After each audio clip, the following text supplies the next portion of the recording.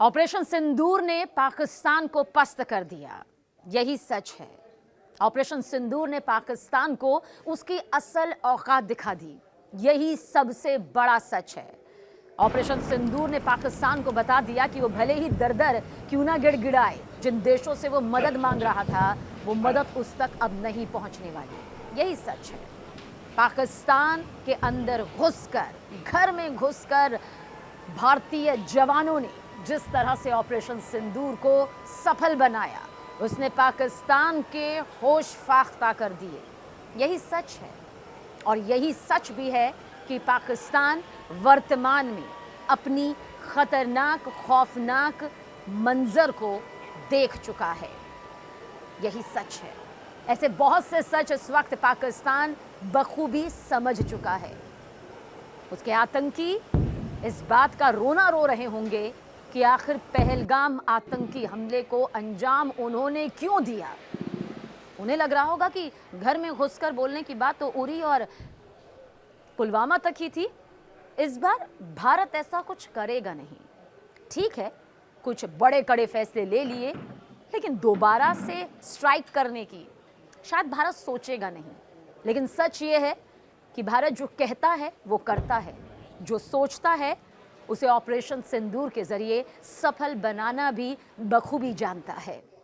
नमस्कार, आपके साथ मैं हूं सबीना तामंग देशमुख। यही सच है, एक ऐसा सच जो आज पूरा पाकिस्तान, समूचा पाकिस्तान जान चुका है। और ना सिर्फ पाकिस्तान बल्कि दुनिया का एक एक देश है जो कभी पाकिस्तान को आंतरिक तौर पर, कभी खुले तौर पर या कभी पीछे के दरवाजे से मदद देने की कोशिश करता आया है, जिसके दम पर पाकिस्तान बार बार ये कहता है कि परमाणु बम है, हमला कर दूंगा, भीड़ भपकी देता है, लेकिन उसके बाद रोता भी है। ये वही पाकिस्तान है जिसने ऑपरेशन सिंदूर के जरिए अब अपनी असल औकात देख ली है। पाकिस्तान जान गया है कि भारत आज का है, ये नया भारत है। और इस नए भारत में, इस बुलंद भारत में सिर्फ बुलंद आवाज नहीं है, बल्कि वो करने की भी और कुछ कर गुजरने की भी कुव्वत रखता है। बहुत से सच जो इस वक्त पाकिस्तान जान चुका है, समझ चुका है। और खासतौर से ऑपरेशन सिंदूर ने जिस तरह से घर में घुसकर पाकिस्तान को ये जवाब दिया है कि पहलगाम आतंकी हमले के बाद कब तक आखिर अपने आतंकियों को छिपाओगे, कब तक हाफिज सईद को आर्मी कैंट में रखकर या कैंट एरिया में रखकर महफूज रखोगे, कब तक मसूद अजहर को बिल में रखोगे। एक ना एक दिन वो उसी बिल में दम तोड़ देंगे, मजबूर कर देगा आज का भारत, यही सबसे बड़ा सच है। आज आंखें नम भी हैं। 15 दिन पहले जो तस्वीर आंखों के सामने आई थी, जिन फिजाओं ने दर्द दिया था, जख्म दिया था, आज उसी के साथ अपनों को उसमें खो चुके परिवार कह रहे हैं कि ऑपरेशन सिंदूर का नाम सुनते ही उनकी आंखें नम हो गई। नाम ही कुछ ऐसा रहा, ऑपरेशन सिंदूर। सिंदूर जिसे हमारे धार्मिक ग्रंथों में, जिसे हमारे धर्म में पति की लंबी उम्र के लिए एक सुहागन अपने माथे पर सजाती है, जो सकारात्मकता का प्रतीक माना जाता है, जो माना जाता है कि आपके आपसी रिश्तों में रंग भरता है, जो माना जाता है कि आपकी पति की लंबी उम्र के साथ साथ उसकी कामयाबी के रास्ते खोलता है। उसी सिंदूर को मिटाया था इन आतंकियों ने। गिड़गिड़ाती रही महिलाएं ये कहकर कि हमें भी मार दो। तब कहा आतंकी ने, जाओ मोदी के पास जाओ, छोड़ा तुम्हें, जाओ जाकर मोदी को बताओ, दिखाओ ये तस्वीर। और आज वही आतंकी, उन्हीं आतंकियों को पालने पोसने वाले, खौफनाक ट्रेनिंग देने वाले, उन्हीं को स्वतंत्रता सेनानियों का तमगा लगाने वाला ये पाकिस्तान सोच रहा होगा कि किस मनहूस घड़ी में ये सोचा था कि पहलगाम आतंकी हमले को अंजाम दिया जाए, इन आतंकियों को बचाया जाए। ऑपरेशन सिंदूर ने 9 आतंकी ठिकानों को निशाना बनाया, और न सिर्फ निशाना बनाया बल्कि उड़ा दिया। पल भर में ही सब ध्वस्त कर दिया। ड्रोन स्ट्राइक, मिसाइल स्ट्राइक हुई है, उरी हमला हुआ, 11 दिन बाद जवाब दिया था हमने, ऐसा जवाब जिसे पाकिस्तान भूल नहीं पाया था। पुलवामा हमला हुआ, उसे बहुत जल्द अंजाम दिया गया और 15वें दिन देखिए पहलगाम आतंकी हमले को भी ऑपरेशन सिंदूर के जरिए अंजाम दिया जा चुका है। अब पाकिस्तान टकटकी लगाकर बैठा हुआ है कि आखिर जिन देशों से मैंने मदद मांगी थी, जिनसे मैं कह रहा था कि मध्यस्थता करो, रूस से, अमेरिका से, ब्रिटेन से, आओ मध्यस्थता करो, बचा लो हमें। रोजाना $3 लाख से ज्यादा का भारी नुकसान पाकिस्तान झेल रहा है। कटोरा लेकर घूम रहा है लेकिन कोई भीख देने को तैयार नहीं है, ना सुरक्षा की ना आर्थिक तौर की। सिंधु जल संधि पर रोक क्या लगी, कमर टूट गई।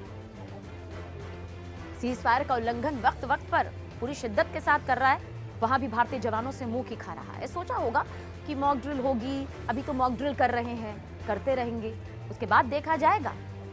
लेकिन मॉक ड्रिल से पहले ही पाकिस्तान को लगा कि एक डरावना सपना होगा और जैसे ही सुबह आंख खुली तो पाकिस्तान के होश फाख्ता हो गए। पाकिस्तान की आंखों के सामने चीन जरूर आ रहा होगा, क्योंकि चीन से मदद मांगी थी पाकिस्तान ने, ये कहकर कि मदद कर दो हमारी। पाकिस्तान के विदेश मंत्री इशाक डार ने चीन के विदेश मंत्री वांग यी से फोन पर बात की थी और कहा था कि भारत एक तरफा कार्रवाई करे तो उसके खिलाफ आप भी हमारा साथ दीजिए। ब्रिटेन से क्या कहा था? डार ने ब्रिटेन के विदेश मंत्री डेविड लेमी से संपर्क किया था, खुद स्थिति पर चर्चा की थी।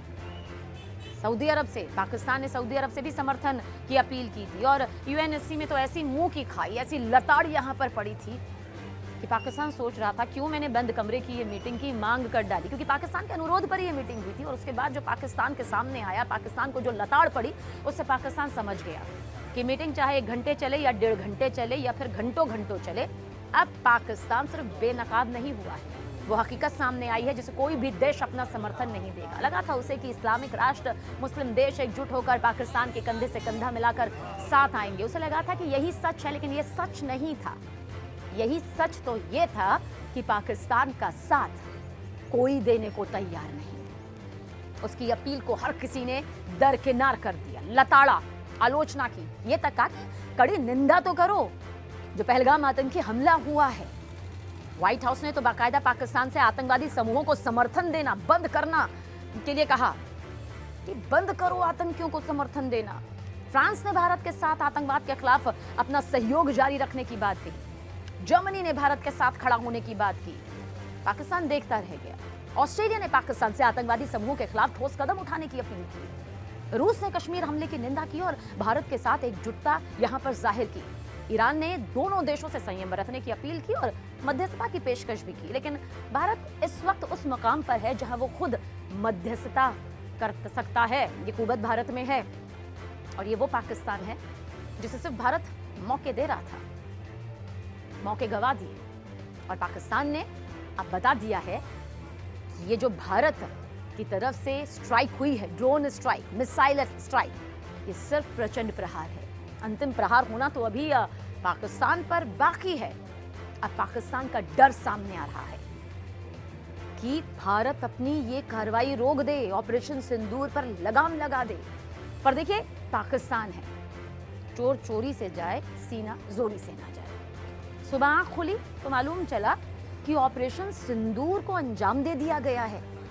झूठ आया पाकिस्तान की तरफ से। नकली सालों सालों पहले के जो वायरल तस्वीरें थी उन्हें दोबारा से वायरल कर दिया और झूठ का मुहर ये लगाया कि देखिए, हमने जवाब दिया है, हमने भारतीय वायुसेना के परखच्चे उड़ा दिए हैं।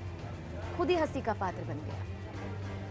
कभी रक्षा मंत्री वहां के ख्वाजा आसिफ रोते हैं तो कभी गिड़गिड़ाते हैं तो कभी अल्लाह से दुआ करते हैं युद्ध ना होने की, तो कभी परमाणु धमकी यहां पर दी जाती है। और पाकिस्तान भी बखूबी अब समझ गया कि सिर्फ परमाणु बम ज्यादा होने से, परमाणु हथियारों का जखीरा खुद के पास होने से कोई युद्ध कभी नहीं जीता जा सकता। इतिहास के पन्नों को पलटा जाएगा तो युद्ध जीतने के लिए कई तरह की रणनीति और वो जज्बा होना चाहिए जो पाकिस्तान के पास दूर दूर तक नहीं है, क्योंकि पाकिस्तान की आवाम खुद राही मांग कर रही है मौजूदा सरकार से, वहां की सेना से, वहां के जनरल से। वो खुद चाहे सोशल प्लेटफॉर्म हो, चाहे दुनिया के किसी भी कोने में पाकिस्तान का नाम हो, सिर्फ आतंकवाद। और यही जो छाप है पाकिस्तान की, उसे पूरी तरह से जवाब यहां पर ऑपरेशन सिंदूर के जरिए दिया गया है। और अब आप समझ रहे हैं कि ऑपरेशन सिंदूर का यहां पर सामने आना, जिसमें लश्कर ए तैयबा, जैश ए मोहम्मद, हिजबुल्लाह, हिजबुल मुजाहिदीन, सबके हेडक्वार्टर को, सबके ठिकानों को टारगेट किया गया और ब्लास्ट। वो तस्वीर जिसने पहलगाम आतंकी हमले में जान गंवाने वाले निहत्थे मासूम बेगुनाह लोगों के परिवार को एक तसल्ली दी। सभी ने दिल से भारतीय सेना का शुक्रिया अदा किया। सभी ने दिल से, अंतरात्मा से प्रधानमंत्री नरेंद्र मोदी को धन्यवाद कहा। और ऑपरेशन सिंदूर, जिसे कहा जा रहा है कि खुद प्रधानमंत्री ने इसे नाम दिया कि इस ऑपरेशन का नाम ऑपरेशन सिंदूर होना चाहिए। जिसे कमजोरी या आतंकवादी समझ रहे थे, जिसे कमजोरी या आतंकवादी समझकर गोलियां बरसा रहे थे, जिसे कमजोरी समझकर लगा कि ये तो महिलाएं हैं, आगे बढ़ेंगी और जाकर अपना रोना रोएंगी। उन्हीं आंसू के साथ साथ एक एक पीड़ित महिला की वो दिलेरी सामने आई, जिसमें उन्होंने कहा बदला लो, घर में घुस कर लो। और यही सब प्रधानमंत्री नरेंद्र मोदी के जहन में भी रहा। नाम मिला ऑपरेशन सिंदूर, एक कामयाब ऑपरेशन। और अभी तो शुरुआत भर है। सच यही है कि अंतिम प्रहार होना अभी बाकी है।